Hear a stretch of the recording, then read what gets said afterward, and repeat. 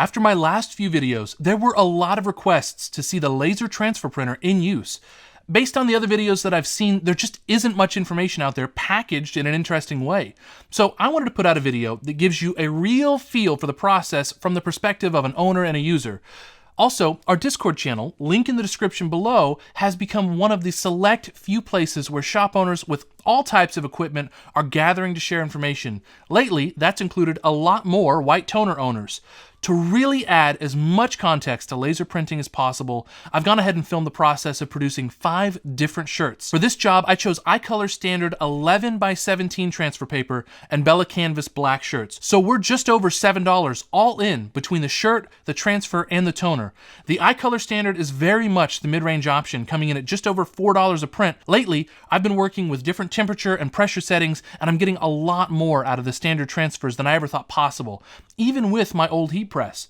With a lower temperature, the colors retain their vibrance, and by making sure that my pressure is accurate, I don't mash the color down into the white underbase. I'm learning that I have a long way to go before I can claim to be a power user, but the fact that my results continue to improve is very refreshing. You know what else is refreshing? Being able to grow your business with the advice and experience from others who have been in your position. So please, like the video and subscribe to the channel with all of the bell notifications turned on. If you really want to connect though, we're coming up on 200 people in our Discord channel. I feel like we're at the beginning of the next wave of decorating technology, and it's exciting for us to experience it together. Of course, links to everything are in the description below. Now, for these 5 shirts, I used artwork that has a lot of built-in negative space. That allows me to use the black shirt as a color in the artwork, meaning from a wash fastness standpoint, we should be looking at close to the rated 60 washes if we treat them right. At the same time, we're able to avoid just slapping lines and halftone dots across the entire image. The line and halftone options are baked into the Repress software, and for people using customer art or who are unfamiliar with design software, it acts as an effective way to get a long-lasting print with no additional labor. It also gets a ton of flack from other printers whenever it's used in a way that distracts from the image. If you're new to the whole concept of laser transfer printing, the general consensus is that solid patches of art should be less than 3 fingers wide to increase the longevity of the designs. From what I've seen, laser transfers won't wash out or peel so much as they crack, but by introducing natural breaking points where the shirt can flex or breathe, the path of least resistance is less likely to occur in the middle of your art. In the screen printing world, we have to design artwork to have open spaces for breathability and comfort of wear, but this same design philosophy applies to the more delicate DTG and laser transfer processes for more important reasons. Loading designs into the queue is pretty straightforward. You either drag a file in, or you click open in the Repress software and navigate to where your art is.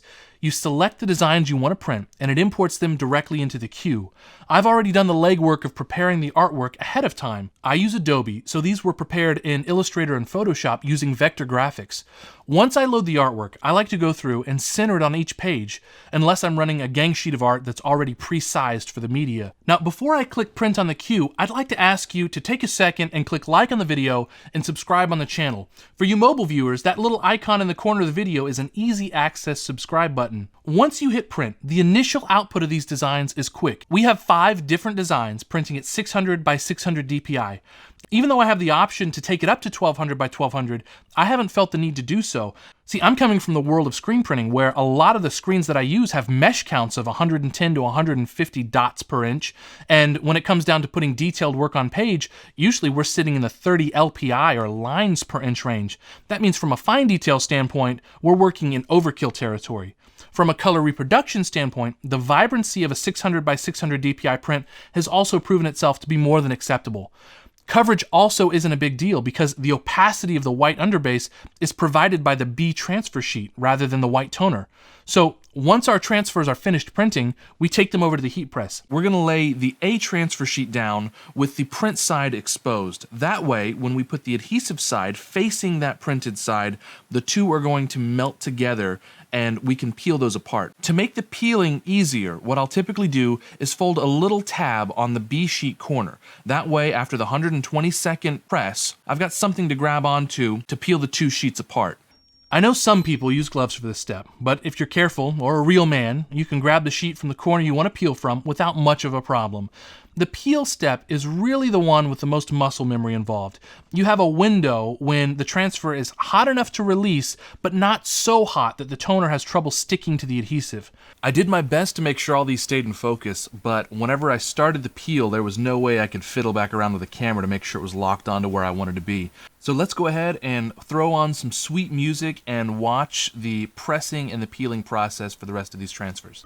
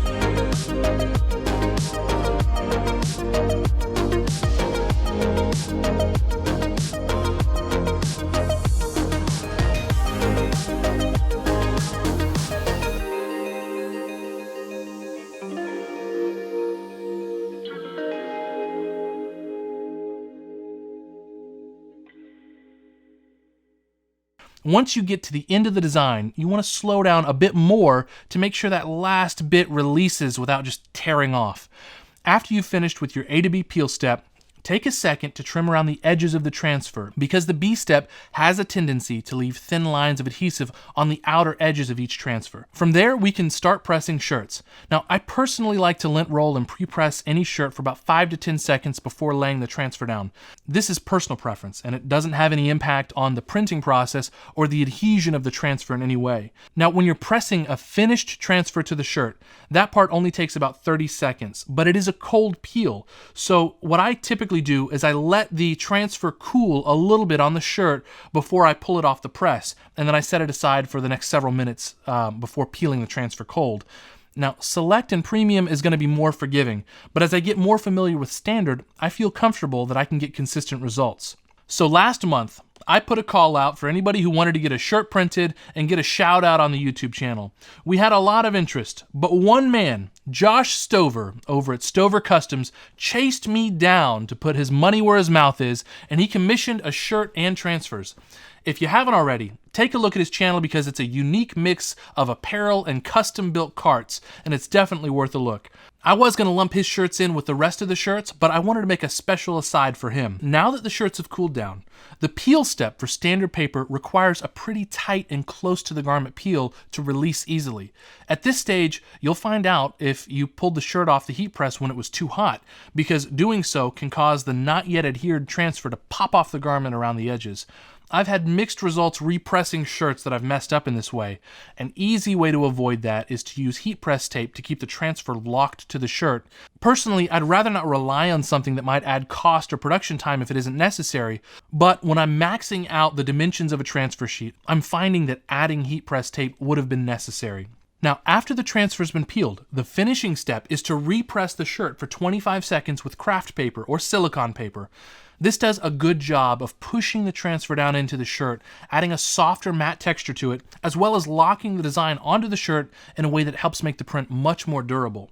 The results coming off the printer are really satisfying. When it comes to spot color style vectorized artwork, in many ways, I'm able to get better results than what we could on a screen printing press because the sharpness and consistency is amazing. And by its very nature, there is no room for any kind of registration errors or blurriness that could occur on press. I'm also very pleased with what I'm seeing out of the standard transfers, to the point where I feel comfortable now using them to fulfill our print-on-demand contract orders. I mean, I produced these shirts on my 8-year-old heat press, and the silicone pad is breaking down, creating soft and hard spots that like to ruin transfers during the A to B step. So I do have a Fusion IQ that should arrive on Monday to replace it. As soon as that new press comes in, I'm going to tackle trying to achieve some really great simulated process style artwork. See, with screen printing, a halftone dot would be a solid deposit of ink where the only change is the size or the amplitude of that dot. So if we're working with a halftone red dot, it's going to be every bit as red as a solid patch of red ink, and your eye does the blending from a few feet away. But right now, the RIP software is creating halftone dots not only with varying amplitude or size like screen printing, they also try to compensate with reduced brightness. But since it isn't fully taking the underbase into account and the background color of the shirt, the saturation drops and you end up with something that's just not correct in some cases. Now, this issue affects a very narrow subset of art, and since DTG rips have had it solved for years, it's just a matter of time before we have a software solution. In the meantime, though, I have to turn to Illustrator and Photoshop to prepare art with halftones that do what I want, because the limitation isn't with the printer. The printer is able to produce dots that are smaller than what the t-shirt can hold on to, and each dot doesn't have to be monochrome. I mean, it could have a little color photograph on it if the dot was big enough. As one of the first screen printers to jump into this generation of laser, I hope we can push for a baked-in solution that just works out of the box. I want it to be a one-click operation. Right now, though, getting that simulated process look is an exercise in your graphics design ability, and to me that means somebody who's new to garment decorating, who doesn't have a background in printing or graphics design, is not going to see some of the fringe benefits or the absolute maximum capabilities of the machine that somebody who has a background in printing, who knows how to separate artwork, who can look at the finished product and come into their design with the end in mind. And that's just something that over time you'll see the barrier to entry dropping further and further, so that somebody with less knowledge or skill is going to be able to achieve similar results to somebody who's been in it for years. In the meantime, though, there's definitely a skill gap that's going to determine the final quality of the results that you get. If you're still here, but you enjoyed this video, make sure to like it and subscribe to the channel. Then, if you want to connect with others like you, head over to the Discord. For a lot of you guys, this is the part you've been waiting for. Let's go ahead and do some slow motion pans across all of these shirts to really showcase what we've been able to accomplish with the white toner laser transfer printer.